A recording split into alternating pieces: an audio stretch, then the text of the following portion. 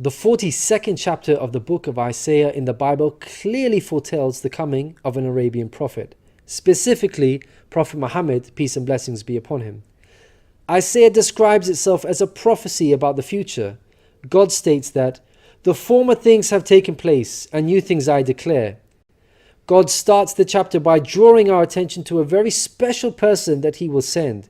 He describes this person as my servant, whom I uphold, my chosen one in whom I delight. At least 3 of the names of the Prophet Muhammad are mentioned: servant, chosen one, and in whom I delight. Isaiah is originally written in Hebrew. Arabic and Hebrew share a lot of common words because they are both Semitic languages. Isaiah uses the Hebrew word ebed for servant. The Arabic word for servant is abd. Prophet Muhammad is known as God's servant. In Arabic, Abdullah. Chosen one is Mustafa in Arabic. This is another of the names of the Prophet Muhammad. The one in whom God delights in shows that this person is beloved to God. Habibullah in Arabic, which means beloved of God, also happens to be one of the Prophet Muhammad's names. In Isaiah, God also reveals the location of this special person. He states, "Let the wilderness and its towns raise their voices. Let the settlements where Kedar lives rejoice." Out of all the nations on earth that God inspired Isaiah to mention, he chose to highlight Kedar's location, so we should pay special attention. Throughout the Bible, Kedar and his sons are linked to Arabia.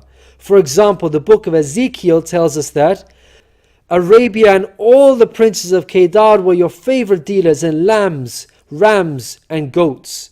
In these they did business with you. In Isaiah, God goes on to narrow the location down further to a specific city within Arabia. He states that the people of Selah should sing for joy. Let them shout from the mountaintops.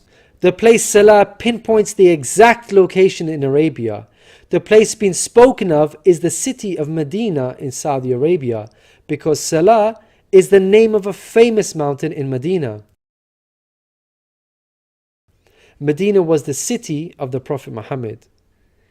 An important point worth mentioning is that historically we know there was a presence of various Jewish tribes in Medina before the advent of the Prophet Muhammad.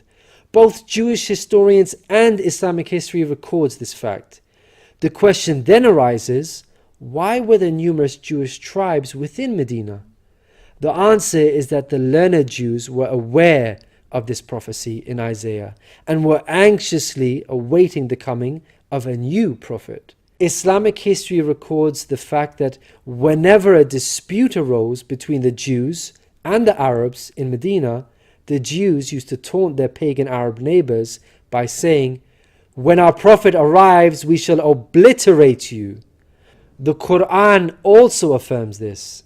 God says, "Is it not a sign to them that the learned men of the children of Israel knew it as true?"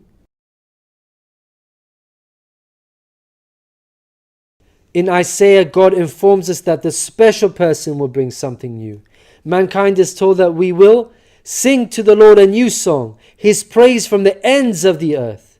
The statement "a new song" means a new law, a new way of worship. This is exactly what Islam represents. The emphasis on the new song here is singing the praise of God all over the earth. The Quran opens with the statement, "Praise be to God, Lord of the worlds," and is recited by Muslims all over the world during prayers every day.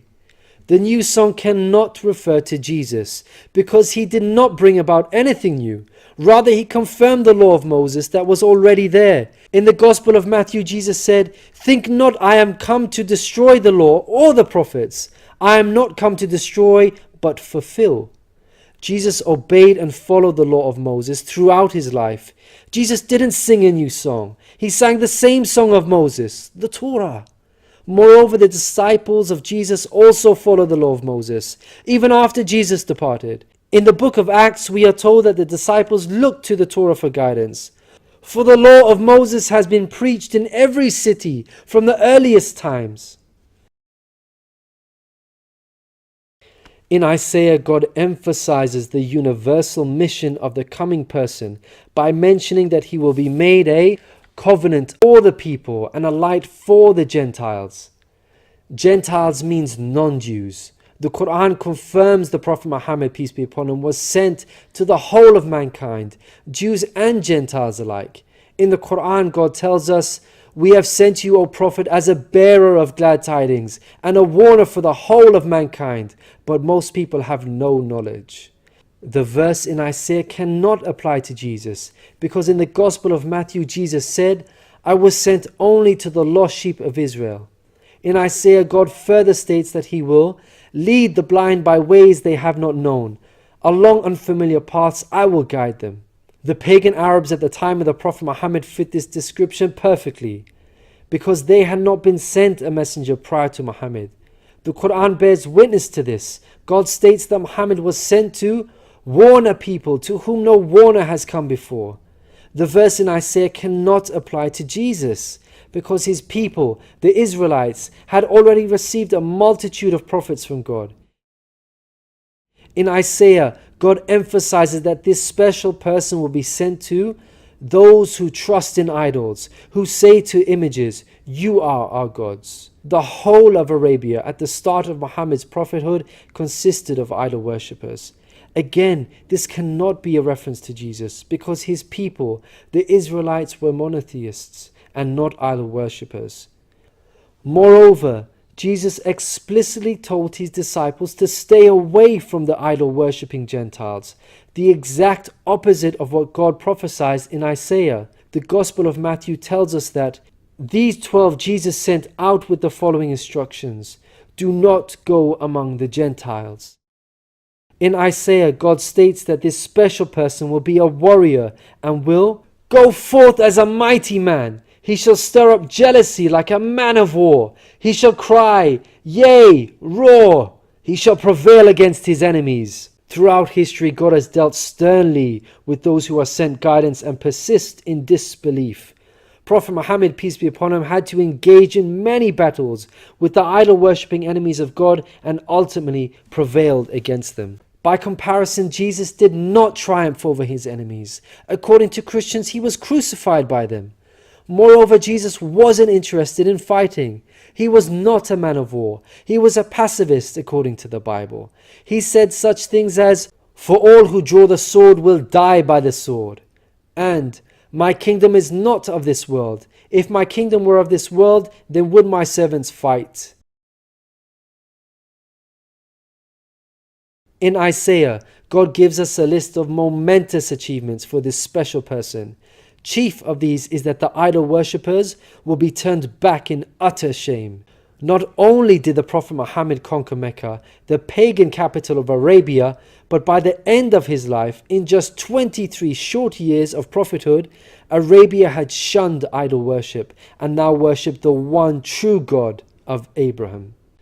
This cannot apply to Jesus, as it was Christians themselves who were humiliated and greatly ashamed for hundreds of years after Jesus. They were persecuted at the hands of the Roman Empire, who were idol worshippers. They executed some of the apostles of Jesus, such as Peter and Paul. Christians were tortured and even fed to the lions. Finally, Isaiah closes with an admonishment from God. "Hear, you deaf. Look, you blind, and see. You have seen many things, but you pay no attention. Your ears are open, but you do not listen. Which of you will listen to this or pay close attention in time to come?" It seems clear that the deaf and blind God is talking about in this verse are those who reject Prophet Muhammad, peace be upon him. Who among you will heed God by acknowledging him? Who will listen and pay close attention in time to come? الذين يتبعون الرسول النبي الأمي الذي يجدونه مكتوبا عندهم في التوراة والإنجيل يأمرهم بالمعروف